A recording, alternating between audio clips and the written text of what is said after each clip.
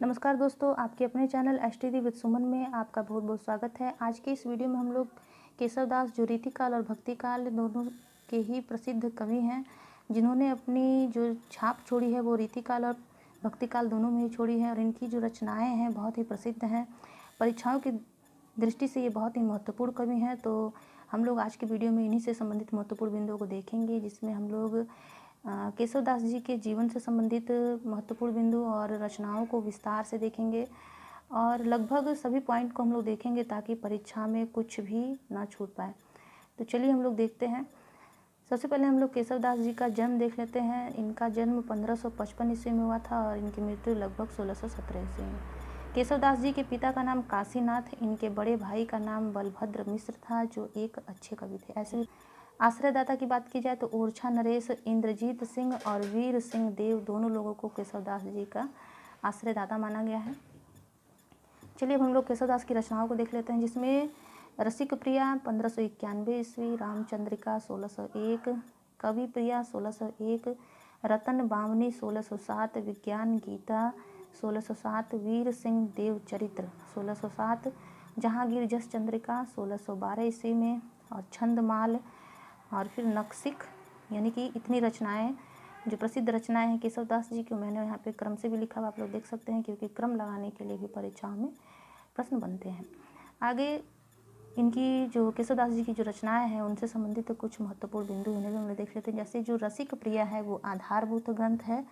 श्रृंगार तिलक, जैसे कि जो रुद्र भट्ट का जो की जो रचना है श्रृंगार तिलक, उसी का आधारभूत ग्रंथ है। रामचंद्रिका प्रसिद्धि का आधार है। फिर देख सकते हैं आप लोग कि कवि प्रिया जो है वो अलंकार पर आधारित रचना है। रतन बावनी जो है वो रतन सिंह, यानी कि रतन सिंह और इंद्रजीत दोनों ही लिखा हुआ। इंद्रजीत के बड़े भाई जो रतन सिंह थे की वीरता का वर्णन किया गया है किसमें, रतन बावनी में। इंद्रजीत कौन थे? इंद्रजीत जो थे वो केशवदास जी के आश्रयदाता देख सकते हैं आप लोग, लिखा हुआ है। और उन्हीं के बड़े भाई रतन सिंह की वीरता का उल्लेख रतन बावनी में किया गया है। फिर है विज्ञान गीता 1607 ईस्वी में, जिसकी रचना हुई थी केशवदास जी द्वारा की गई थी। ये जो रचना है वो दार्शनिक सिद्धांतों पर आधारित है। आगे छंदमाल पे लिखा गया है, देख सकते हैं। छंदमाल जो है वो छंद पर आधारित है। और नक्सिक राधा जी के नक्सिक का जिसमें वर्णन किया गया है, उनके सौंदर्य का वर्णन किया गया है। आगे हम लोग देख सकते हैं कि जो रचनाएं हैं केशवदास जी की, जो प्रसिद्ध रचनाएं हैं, उनको विस्तार से समझने के लिए मैंने उसके महत्वपूर्ण बिंदुओं को भी लिखा है। जैसे कि जो रामचंद्रिका है, जो प्रसिद्धि का आधार है केशवदास जी का, जिनकी रचना केशवदास जी ने 1601 ईस्वी में किया था, उसमें आप लोग देख सकते हैं कि इसी से, यानी कि रामचंद्रिका से ही भक्ति काल में इनको स्थान प्राप्त है। केशवदास जी रीतिकाल के प्रसिद्ध कवि हैं। सबसे पहले रीतिकाल में, मतलब कि अगर प्रमुख कवि की अगर चर्चा होती है तो केशवदास जी को रखा जाता है, लेकिन इन्होंने भक्ति काल से भी संबंधित कुछ रचनाएं की हैं, जिसमें इनकी रामचंद्रिका जो रचना है ये जैसे कि भक्ति काल में इसका स्थान है और बहुत ही महत्वपूर्ण रचना है। संवाद योजना जो है, इसमें सबसे अधिक सफलता इसमें मिली है केशवदास जी को। इस तरह से भी प्रश्न बनते हैं। छंदों का अजायब घर माना गया है रामचंद्रिका को। एक रात में ही रचना कर डाली, ऐसा मतलब कहा गया है। फुटकर कवित्वों का संग्रह कहा है, किसने कहा है? डॉक्टर पीताम्बर दत्त बड़थवाल ने। ऐसे भी प्रश्न बन सकता है कि केशवदास जी की किस रचना को पीताम्बर दत्त बड़थवाल ने फुटकर कवित्वों का संग्रह कहा है? तो आपका आंसर होगा रामचंद्रिका। प्रश्न किसी तरह भी बन सकते हैं। आगे आप लोग देख सकते हैं जो रीति ग्रंथ माने गए हैं, लक्षण ग्रंथ माने गए हैं केशवदास जी के, कौन कौन से माने गए हैं? रसिक प्रिया, कवि प्रिया और छंदमाल। क्योंकि इन रचनाओं में केशवदास जी ने मतलब कि रस अलंकार और छंद को प्रधानता दी है। रस अलंकार व छंद का निरूपण किया है, इसलिए इन्हें रीति ग्रंथ कहा गया है। किसी रसिक प्रिया, कवि प्रिया और छंदमाल को। प्रश्न बन चुका है बहुत बार। फिर है प्रशंसा परक ग्रंथ।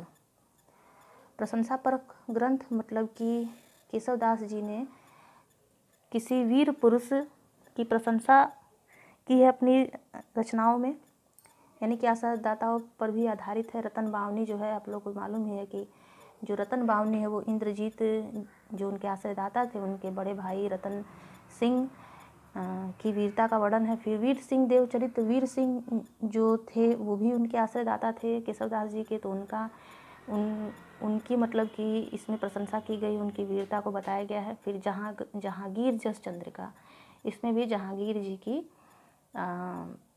प्रशंसा की गई है, उनकी वीरता का उल्लेख केशवदास जी द्वारा किया गया है। केशवदास जी के मुक्तक ग्रंथों की अगर बात की जाए तो रसिक प्रिया, कवि प्रिया, नख सिख। बहुत ही कन्फ्यूजन होता है, इसको मतलब ध्यान से देखने की ज़रूरत है, क्योंकि ऐसे प्रश्न बनते हैं कि रीति ग्रंथ केशवदास जी के कौन कौन से हैं, मुक्तक ग्रंथ कौन कौन से, प्रशंसा परक ग्रंथ तो आसानी से हम मतलब समझ सकते हैं, नाम से आधारित है, लेकिन मुक्तक और रीति ग्रंथ में कन्फ्यूजन होता है, तो इसे बिल्कुल भी अनदेखा नहीं करना है। चलिए हम लोग आगे देख लेते हैं।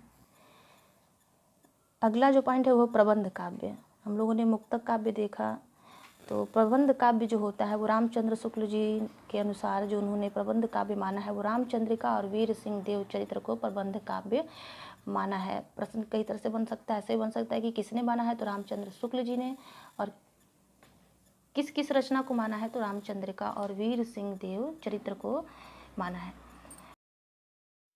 आगे हम लोग केशवदास जी से संबंधित प्रसिद्ध परिभाषा हैं, जैसे कि आचार्य रामचंद्र शुक्ल जी कहते हैं कि केशव को हृदय नहीं मिला, उनमें सहृदयता और भावुकता नहीं थी जो एक कवि में होनी चाहिए। ये बहुत ही प्रसिद्ध परिभाषा है, परीक्षाओं में बन चुकी है। इसी की वजह से ये जो मतलब लिखा हुआ है कि सहृदयता और भावुकता नहीं थी, इसी के कारण इसी परिभाषा को कहते हुए आचार्य रामचंद्र शुक्ल जी ने कहा था कि केशवदास जी जो हैं वो कठिन काव्य के प्रेत हैं। अगली परिभाषा है कि आचार्य रामचंद्र शुक्ल जी द्वारा एक भी मतलब कि ये जो दूसरी परिभाषा है वो भी आचार्य रामचंद्र शुक्ल जी द्वारा कही गई है कि रामचंद्रिका में केशव को सबसे अधिक सफलता मिली।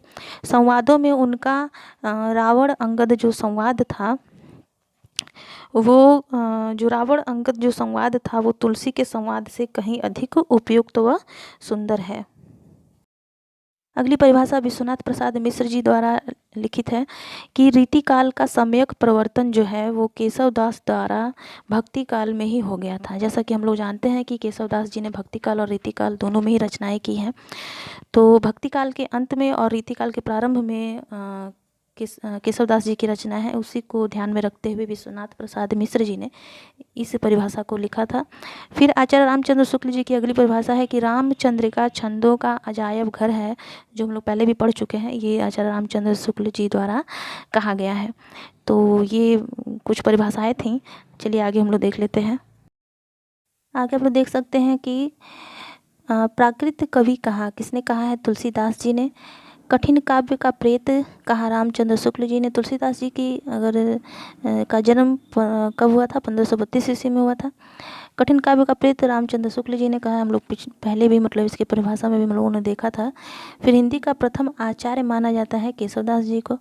काव्य में अलंकार की प्रधानता दी है। केशवदास जी ने स्वयं कहा है कि यद्यपि सुजाति सुलक्षणी सुवर्ण सरस सुवृत भूषण बिनु न बिराजई कविता बनिता मित। कहने का मतलब है कि श्रेष्ठ गुणी होने पर भी कविता और बनिता, बनिता मतलब स्त्री महिला से संबंधित है, और भूषण मतलब आभूषण, यानी अलंकार का दूसरा अर्थ आभूषण भी होता है। तो यानी कि बनिता और महिला और जो कविता होती है वो आभूषण अलंकारों के बिना क्या होती है, शोभा नहीं देते हैं। कविता अलंकार के बिना और महिला जो है वो आभूषणों के बिना, यही कहने का तात्पर्य है। अलंकार शब्द का प्रयोग जो केशवदास जी ने किया वो व्यापक अर्थ में किया। अलंकारों के जो लक्षण लिए हैं केशवदास जी ने, वो दंडी जो 6ठी शताब्दी के कवि रहे हैं उनकी काव्यदर्श, उनकी रचना है काव्यदर्श से। केशव मिश्र जी की रचना है अलंकार शेखर, ये भी मतलब कि यहाँ से भी केशवदास जी ने अलंकारों के लक्षण लिए हैं। और अमर जो कवि हैं उनकी कल्पलता वृत्त से भी केशवदास जी ने अलंकारों के लक्षण लिए हैं, प्रश्न बन सकता है।